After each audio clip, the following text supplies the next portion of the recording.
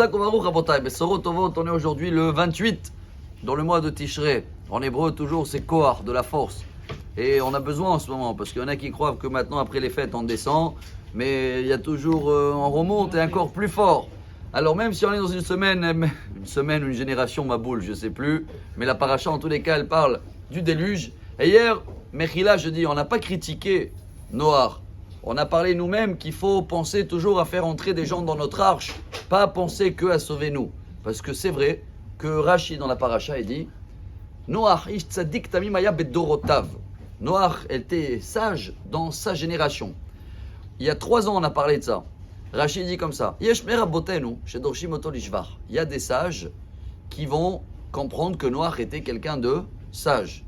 Et il y a des gens qui vont le critiquer, qui vont dire mais s'il était dans la génération d'Abraham. Regardez, quand Rashi parle des sages qui vont dire que des bonnes choses sur Noach, il va dire Rashi le mot, c'est des sages qui parlent de bien et qui critiquent pas. Mais quand Rashi parle de critique, il n'y a plus les sages. Ça veut dire les gens normaux critiquent, mais les gens haut niveau, ils arrivent à toujours trouver du bien. Alors aujourd'hui on va trouver du bien.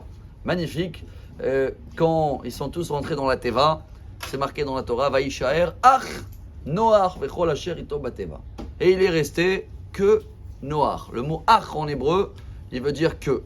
Mais il veut dire aussi quand tu reçois un coup, non? Aïe, Ach. Qu'est-ce qu'il dit Rashi?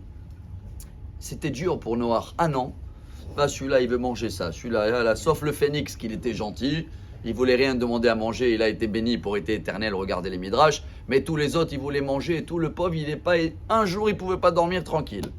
Deuxième explication, une fois il a tardé à donner le repas pour le lion, il a donné un coup et depuis ce jour-là, Noach est devenu handicapé.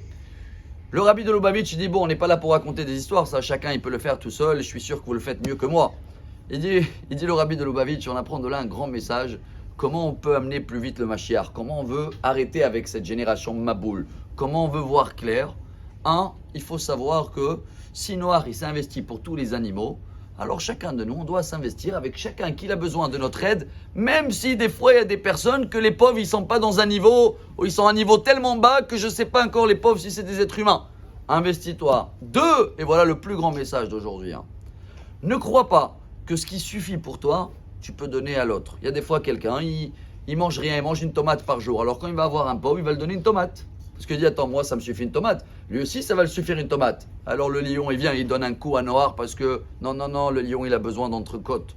Il a besoin de son repas. Alors regardez combien des messages on peut apprendre de chaque détail, de chaque lettre de la Torah. Et c'est ça qui nous donne de la force et qui nous permet, si Dieu veut, de bien naviguer entre ces vagues, dans ce déluge. Chaque génération, il y a un déluge. Dieu, il a promis qu'il ne va plus avoir un déluge de pluie. Mais il y a des déluges d'informations, des microbes, des choses, des soucis.